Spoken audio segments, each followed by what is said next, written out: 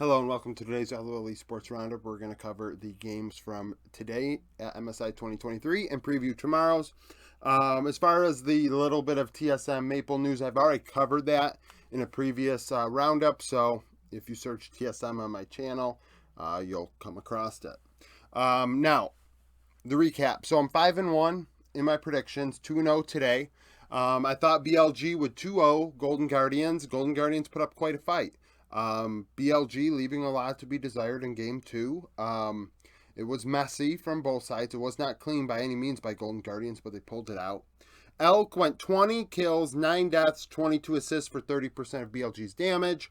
Bin was my MVP, going 12, 6, and 22. Stixay led the way for Golden Guardians, going 10, 15, and 15, 26% of damage. So, game 1 was a blowout. BLG won handily.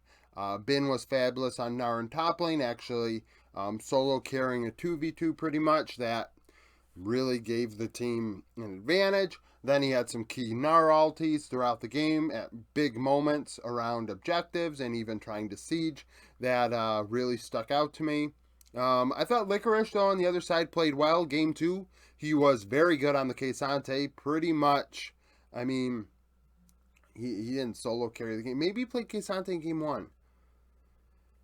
Gory played Yasuo in game 2, and it like overshadows everything because they won, and it was Gragas Yasuo. But I'm trying to figure out and remember if it was K'Sante top for Licorice game 2 or game 1. I think it was game 2, actually. And he played outstanding. I thought Bin kind of sucked in game 2. Game 3, though, he played Scion, and he was absolutely cracked. Going into this event, I've said all along when I had BLG ranked highly because Ben had been practicing tanks and solo queue, and that is a aspect of his game that he does not touch. His tank game is pretty bad, or actually, let's just say it's very underutilized, not really threatened at all. So throughout this entire time, even 369 said it, and I've mentioned it multiple times since, that 369 said you don't play a team game the way you play.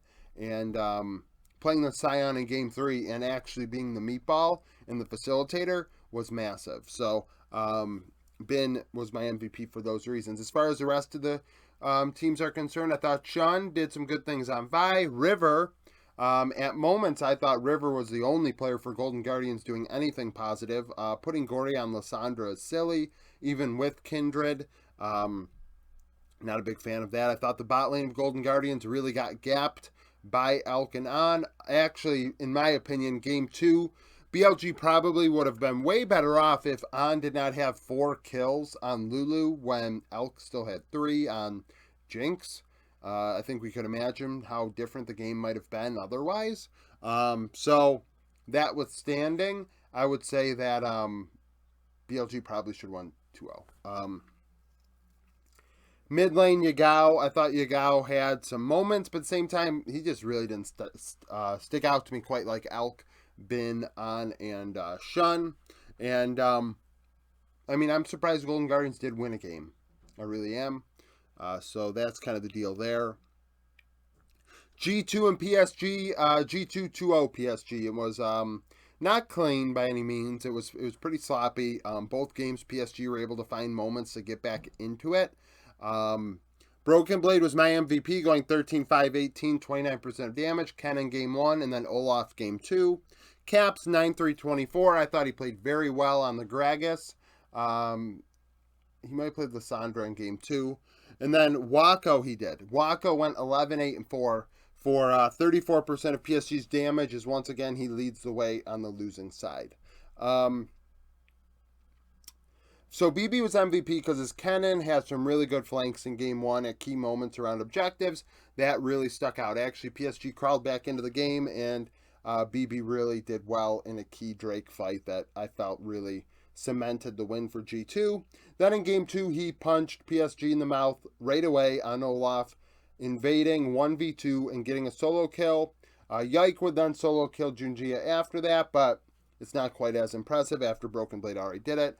Yike probably is going to get a lot of MVP votes and thoughts because of his Kha'Zix in game 1. I thought that was very good in the laning phase, but then afterwards, Junjia really came back in this one and tried to 1v9 his way to a win. It did not happen. I thought Junjia played a fabulous 2-game series in this one. Ozzy in top lane, meh. I would say probably like a 6 out of 10. Yubao, non-existent, if not bad. Woody, same thing. As far as G2's bot lane, they got 2v2 killed in game 2. That's not a good look. As Wako really found ways to be more impactful than Hans Sama. So take that for what you will. I'm sure a lot of people don't like the thought of that, but it's the reality of it.